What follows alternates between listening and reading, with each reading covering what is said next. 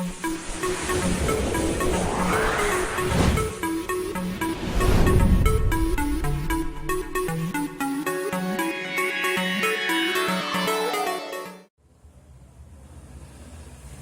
हौसला डगमगाने लगे तो इतना याद रखना मेरे प्यारे बच्चों, जब हौसला डगमगाने लगे तो बस इतना याद रखना कि बिना मेहनत के तख्त ताज हासिल नहीं होते, कि बिना मेहनत के तख्त ताज हासिल नहीं होते। ढूंढ लेते हैं अंधेरे में जुगनू भी रोशनी को, ढूंढ लेते हैं अंधेरे में जुगनू भी रोशनी को, क्योंकि वह किसी रोशनी के मोहताज नहीं होते। So welcome to Biology पाठशाला। Today's class is dedicated on NEET aspirant और आज की पाठशाला में हम बात करेंगे प्रयास बायोलॉजी सेट सीरीज की। और मुझे ये बताते हुए काफी खुशी हो रही है कि आज हम टॉप 20 क्वेश्चन सीरीज की स्टार्टिंग करेंगे। जैसा कि आपको मालूम है कि इस बार नीट की नोटिफिकेशन जल्दी है, तो हमें बहुत अच्छे से क्वेश्चन को स्टार्ट करना है और इसकी सीरीज को मैंने अब बढ़ा दिया। अब हम टॉप 20 क्वेश्चन की बात करेंगे। ये टॉप 20 क्वेश्चन बच्चों विगत जितने भी पिछले ईयर के पेपर हैं उसमें पूछे गए हैं और फर्स्ट ईयर 12th के मिक्स्ड क्वेश्चन हैं, तो दोनों ही क्लास के बच्चे देख सकते हैं। ठीक है, अगर मैं आज की पाठशाला की बात करूं तो इसमें सबसे पहला जो क्वेश्चन है काफी अच्छा क्वेश्चन है, क्लासिफिकेशन से है। द टर्म सिस्टमैटिक किसने दिया था? तो ये जो टर्म बेटा सिस्टमैटिक है, बेसिकली अगर मैं इसकी बात करूं तो ये जूलियन हैक्सले ने दिया था। किसने दिया था बच्चों? जूलियन हैक्सले ने दिया था। तो पहली बात आपको ये याद रखनी है। फिर आपको एक और मैं बात बता रही हूँ क्लासिफिकेशन के रेफरेंस में। आपको ये याद रखना है कि सिस्टेमा नेचुरी ये जो बुक है ये किसने लिखी है? तो कैरोलस लीनियस ने लिखी है। दूसरा प्रश्न इसी में, मतलब जो क्वेश्चन से रिलेटेड है, आप ये याद रखेंगे कि बाइनॉमियल नॉमेनक्लेचर इज कॉइन्ड और गिवन बाय किसने दिया है? तो ये कैरोलस लीनियस दिया है।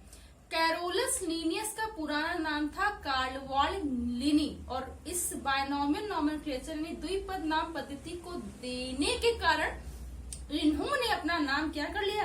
बदल लिया। क्या कर लिया? बदल लिया।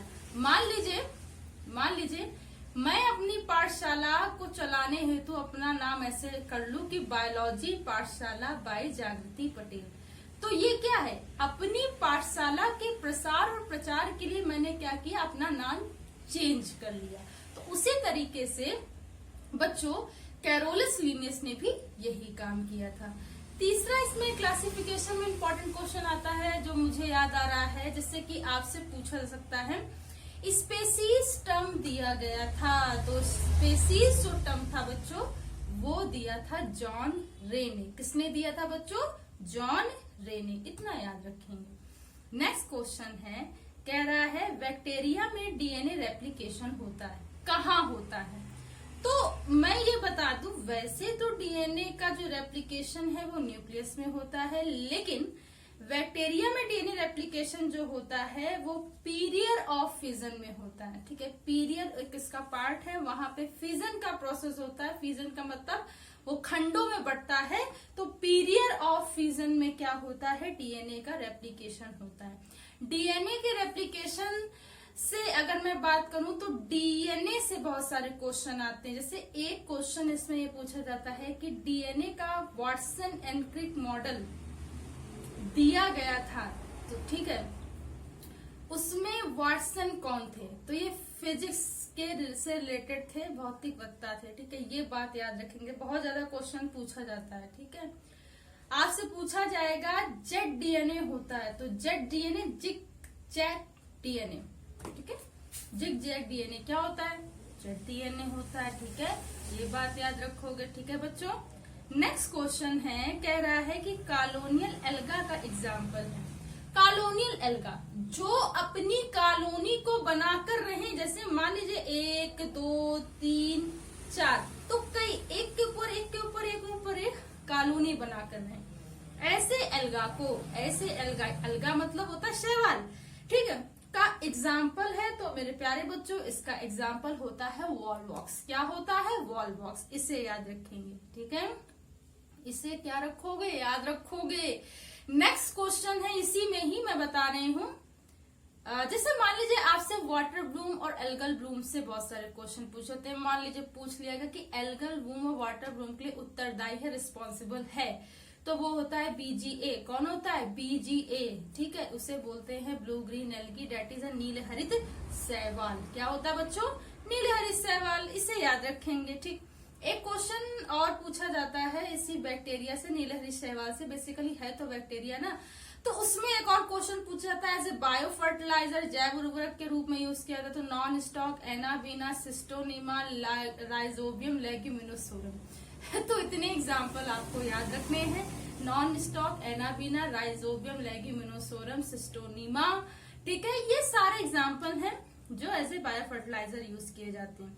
नेक्स्ट क्वेश्चन है, कह रहा निम्नलिखित में से कौन सा फीचर आर्थ्रोपोडा में नहीं पाया जाता है।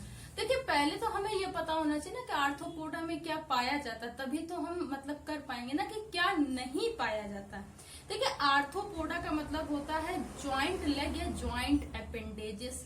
बॉडी क्या होती है? सेगमेंट्स में या पार्ट में डिवाइड होती है, ठीक है। एक बात याद रखेंगे, आर्थ्रोपोडा होता है सबसे बड़ा संघ होता है, एक बात ये याद रखेंगे। आर्थ्रोपोडा में इंसेक्ट आते हैं, ये याद रखेंगे। अब ये सारे कॉम्बिनेशन है, ये आर्थ्रोपोडा के कॉम्बिनेशन। अब इससे डिफर क्या होता है? मान लीजिए कुछ भी दे दें, तो एक इसमें जो एक्सेप्शन था वो पैरापोडिया। पैरापोडिया तो एक एनिलिडा में का कैरेक्टर होता है, पैरापोडिया तो एनिलिडा कैरेक्टर होता है, आर्थ्रोपोडा का तो होता ही नहीं है। तो ये बात याद रखेंगे, ठीक है। कोई भी चीज जो नहीं होती है उसको हमें कैसे सॉल्व आउट करना, जब हमें पता हो जाए कि इसमें क्या क्या होता है ना, तो ये हमें काफी हेल्प करता है, ठीक है। अब कह रहा है नेक्स्ट क्वेश्चन, फ्लावरिंग प्लांट से ओवरी हाफ इंफीरियर होती है, तो पाम जो फैमिली होती है उसकी हाफ इंफीरियर ओवरी होती है। बहुत नीट में क्वेश्चन पूछा जाता है, ओवरी हाफ इंफीरियर होती, तो ओवरी जो होती है हाफ इंफीरियर, वो पाम फैमिली की होती है। किसकी होती है बच्चों? पाम फैमिली की। देखिए इसमें सेब वगैरह आता है ना, वो फैमिली। नेक्स्ट क्वेश्चन है, कह रहा है कि एबनॉर्मल सेकेंडरी ग्रोथ, मतलब एबनॉर्मल तरीके से सेकेंडरी ग्रोथ किसमें दिखाई देती है? तो ड्रेसिना के जितने प्लांट्स होते हैं उसमें एबनॉर्मल सेकेंडरी ग्रोथ दिखाई देती है। सेकेंडरी ग्रोथ क्या होती है? एनुअल रिंग के ऊपर एक और रिंग बन जाती है, ठीक है, उसे बोलते हैं सेकेंडरी ग्रोथ। जैसे कि आप लोग देखें, और it is applicable to determine the age, okay, of a plant. तो ये एज के मतलब प्लांट की एज को डिटरमाइन करता है, निर्धारित। इसको बोलते हैं एनामोलस सेकेंडरी ग्रोथ। क्या बोलते हैं? Anomalous secondary growth. ये बात भी आपको याद रखनी है। नेक्स्ट क्वेश्चन है, फ्रॉग में फेनेस्ट्रा ओवेलिस है, तो भाई ये बहुत क्वेश्चन पूछा जाता है। मैं ये क्या बताऊं कितनी बार ये क्वेश्चन आया है। फ्रॉग में फेनेस्ट्रा ओवेलिस है, तो ये होता है the air filled cavity of middle ear, यानी कि कान की मिडल एयर कैविटी को क्या बोलते हैं? मिडल एयर कैविटी को क्या बोलते हैं बेटा? Fenestra ovalis. क्या बोलते हैं? Fenestra ovalis. याद रखना है। देखिए मैं कोई भी क्वेश्चन ऐसा नहीं बताती हूँ जो आ नहीं सकता या जो आया ना हो, तो ये क्वेश्चन बहुत इंपॉर्टेंट है। और मैं ऐसे भी क्वेश्चन बताती हूँ जो, अब जैसे नेक्स्ट क्वेश्चन की बात करें तो इसमें पूछ रहा है कि हर्मेलिमा एक्सपेरिमेंट जो एसीबुटेलेरिया पे किया गया था आधारित है। तो हर्मेलिन जो एक्सपेरिमेंट है जो एसीटेबुलेरिया पे किया गया था वो आधारित है रॉयजाइड और स्टाल पर। तो राइजाइड और स्टाल बेसिकली कैसे डेवलपमेंट करते हैं उसको हर्मेलिन एक्सपेरिमेंट में हर्मेलिन साइंटिस्ट ने बताया था। तो ये बेसिकली डिपेंड करता है राइजॉइड एंड स्टाल पर। तो राइजाइड स्टेम के नीचे का जो पार्ट होता है स्टाल, उस पर ये डिपेंड करता है। तो ये बात आप लोग याद रखेंगे। नेक्स्ट क्वेश्चन है, निम्नलिखित में से एंजाइम के संदर्भ में क्या सही है? तो मैंने इसका आंसर आपको मैं डिकोड कर रही हूँ, इससे आप लोग याद रखिएगा। देखिए जो होलो एंजाइम होते हैं, हेलो एंजाइम जो है बेसिकली वो एपो एंजाइम और को एंजाइम का कॉम्बिनेशन होता है। ये बात याद रखेंगे। क्वेश्चन बहुत आया हुआ है कि जो होलो एंजाइम होता है ना बेसिकली वो एपो एंजाइम और को एंजाइम का कॉम्बिनेशन है, ठीक है, एक कॉम्बिनेशन। कभी भी होलो एंजाइम आएगा तो आप बताएंगे एपो एंजाइम और को एंजाइम का कॉम्बिनेशन है, ठीक है, ये बात याद रखेंगे। नेक्स्ट क्वेश्चन है, पूछ रहा है कि मियोसिस सेकंड पाया जाता है।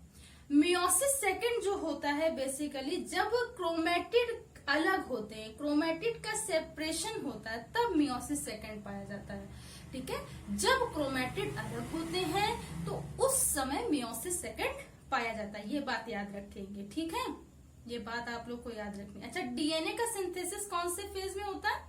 तो वो एस फेज में होता है। ठीक है, ये बात याद रखो, एस का मतलब सिंथेसिस होता है। ठीक, नेक्स्ट क्वेश्चन है, बहुत इंपॉर्टेंट क्वेश्चन, कह रहा है कि फ्लोएम में शुगर का डायरेक्शन होता है। अब फ्लोएम जो बेसिकली क्या करता है, फूड मटेरियल का ट्रांसपोर्टेशन करता है प्लांट में। अब इससे पूछा गया कि शुगर का डायरेक्शनल कैसा होता है, तो वो बाई डायरेक्शनल काम करता है। बाई मतलब दोनों डायरेक्शनल में काम करता है। ठीक, ऊपर से नीचे की ओर, नीचे से ऊपर की ओर, इस तरीके से समझिए। बाय डायरेक्शनल मतलब ऊपर से नीचे की ओर, नीचे से ऊपर की ओर। ठीक है, प्लांट में इसी तरीके से डायरेक्शनल होता है। ठीक है, तो ये याद रखेंगे। नेक्स्ट क्वेश्चन है, कह रहा है कि निकोटिनिक एसिड की कमी से होने वाला रोग बताइए। बच्चों, ये भी इंपॉर्टेंट क्वेश्चन है। निकोटिनिक एसिड से होने वाला जो रोग होता है वो होता है पेलाग्रा।